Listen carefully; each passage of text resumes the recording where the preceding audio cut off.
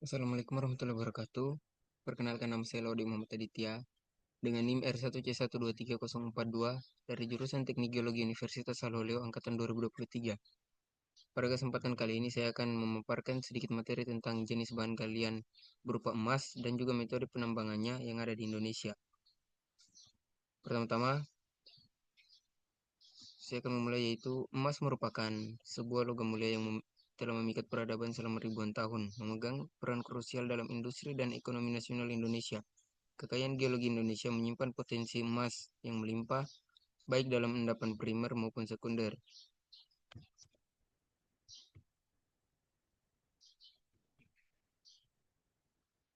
Selanjutnya yaitu jenis bahan galian emas berdasarkan golongan. Dalam klasifikasi bahan galian nasional, emas termasuk dalam golongan B, menandakan statusnya sebagai bahan galian vital yang esensial bagi kemajuan industri dan ekonomi. Keberadaan emas di alam terbagi menjadi dua jenis endapan utama, yang masing-masing memiliki karakteristik geologi dan metode penambangan yang berbeda. Yang pertama yaitu endapan primer. Emas pada endapan primer ditemukan terikat erat dalam batuan kuarsa atau mineral hidrotermal, terbentuk dari proses geologi yang intens. Karakteristik utama endapan ini adalah bentuk butiran halus yang tersebar dalam matriks batuan, membutuhkan teknik penambangan dan pengolahan yang canggih. Yang kedua yaitu endapan pleasure atau sekunder. Endapan pleasure merupakan hasil akumulasi emas yang tererosi dari endapan primer dan terbawa oleh aliran air, kemudian mengendap di dasar sungai, lembah, atau daerah aluvial. Emas pada endapan ini umumnya berbentuk butiran kasar atau bongkahan, menjadikan lebih mudah diakses dan ditambang. Selanjutnya yaitu metode penambangan emas, by-product mining. Salah satu pendekatan inovatif dalam penambangan emas adalah by-product mining, di mana emas diekstraksi sebagai produk sampingan dari operasional penambangan bahan galian utama lainnya. Metode ini memungkinkan pemanfaatan sumber daya secara maksimal dan mengurangi dampak lingkungan karena tidak memerlukan pembukaan lahan atau izin secara terpisah. Sebelumnya, byproduct mining adalah strategi di mana emas ditemukan dan ditambang secara bersamaan dengan mineral lain seperti tembaga atau batu bara. Pendekatan ini sangat efisien karena memanfaatkan infrastruktur dan operasional yang sudah ada untuk penambangan mineral utama. Hal ini tidak hanya mengoptimalkan biaya tetapi juga meminimalisir footprint lingkungan. Contoh studi kasusnya yaitu di PT Agincorn Resource, yaitu di tambang Martabes, Sumatera Utara, adalah contoh nyata keberhasilan by-product mining di Indonesia. Meskipun fokus utama mungkin pada mineral lain, emas secara konsisten diekstrak sebagai produk sampingan yang bernilai tinggi, menunjukkan potensi ekonomi yang signifikan dari metode ini. Selanjutnya yaitu metode. Yang pertama itu metode open pit atau tambang terbuka. Metode penambangan terbuka atau open pit mining merupakan salah satu teknik penambangan yang paling umum digunakan untuk endapan emas yang berada dekat permukaan bumi, termasuk endapan plesir yang luas. Metode ini memungkinkan akses langsung ke biji emas dengan memindahkan lapisan tanah dan batuan penutup secara masif. Untuk tahapannya yang pertama yaitu tahap peledakan. Proses dimulai dengan pengeboran dan peledakan batuan yang mengandung biji emas untuk memecahkan menjadi ukuran yang lebih kecil, memudahkan proses penggalian selanjutnya. Yang kedua yaitu penggalian dan pengangkutan. Alat besar seperti ekskavator raksasa kemudian menggali material yang telah diledakkan dan memuatnya ke truk-truk besar untuk diangkut ke fasilitas pengolahan.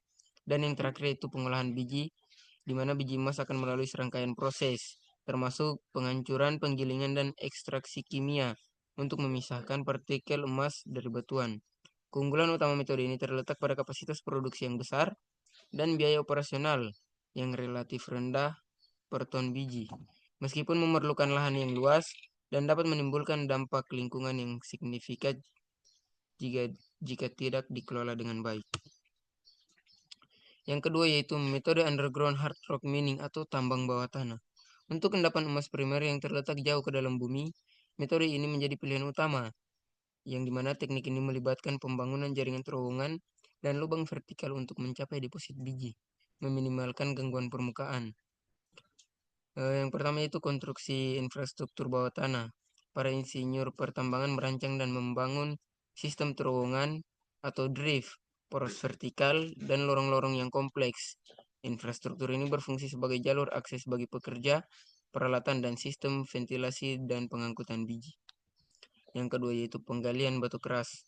Dengan menggunakan teknik pengeboran dan peledakan yang presisi, batuan yang mengandung emas diekstraksi dari dinding terowongan. Material ini kemudian diangkut ke permukaan untuk diproses lebih lanjut. Untuk tantangan operasionalnya, tambang bawah tanah menghadapi tantangan unik seperti suhu tinggi, kebutuhan ventilasi yang konstan untuk memastikan pasokan udara segar, dan risiko keselamatan kerja yang memerlukan protokol yang ketat. Metode ini memungkinkan penambangan deposit emas yang tidak dapat diakses melalui tambang terbuka atau open pit, namun memerlukan investasi modal yang besar dan keahlian teknis yang tinggi. Selanjutnya yaitu metode heap leasing atau ekstraksi kimia emas. Setelah biji emas diekstraksi dari tambang, langkah selanjutnya adalah memisahkan emas dari material batuan yang tidak diinginkan. Salah satu metodenya yaitu ekstraksi kimia yang paling umum dan efektif, terutama untuk biji emas berkadar rendah, adalah heap leasing, yang dimana pertama itu penumpukan biji. Biji emas yang telah dihancurkan hingga ukuran tertentu ditumpuk di atas lapisan kedap air yang dirancang khusus membentuk heap atau tumpukan. Kemudian dilakukan penyiraman menggunakan larutan sianida yang sangat encer. Disemprotkan secara merata pada tumpukan biji sampai larutan meresap secara perlahan pada tumpukan dan melarutkan partikel emas.